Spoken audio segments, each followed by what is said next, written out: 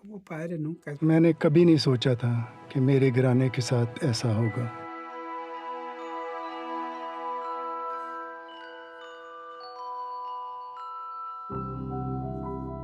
एक दिन मेरा बेटा काम से वापस आया और उसने मुझे बताया कि उसने गुनाह किया है।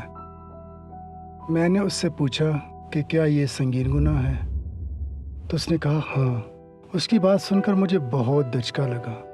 मैं अंदर से टूट गया क्योंकि मुझे उससे ये तवक्को बिल्कुल नहीं थी। मैं अच्छी तरह जानता था कि हमें सबसे ज़्यादा मोहब्बत यहोवा से करनी चाहिए, और इससे मुझे हिम्मत मिली कि मैं अपने बेटे की हौसला अफजाई करूं कि वो यहोवा से मदद मांगे।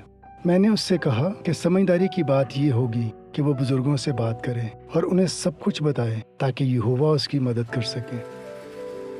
मैं जानता था कि इसका असर कलीसिया में मेरी जिम्मेदारियों पर तो होगा ही, लेकिन इसके कुछ और भी नतीजे निकलेंगे। मुझे पता था कि जब बाकी घर वालों को ये बात पता चलेगी तो उन्हें बहुत दुख पहुंचेगा।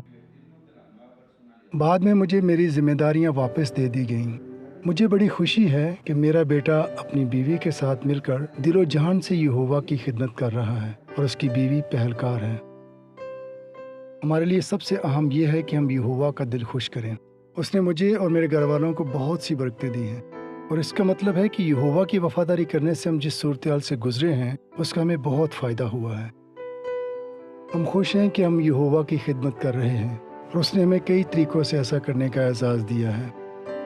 बुज़ुर्गों के तौर पर हमें वो काम करने के लिए दिलेर होना चाहिए जो यहोवा की नज़र में सही है, चाहे ये कितना ही मुश्किल क्यों ना हो। हम जानते हैं कि यहोवा सब कुछ देख रहा है। हमें यहोवा के नाम पर दबा नहीं लगने देना चाहिए, और ये नहायत अहम है क्योंकि शैतान यहोवा को बदनाम करना चाहता है।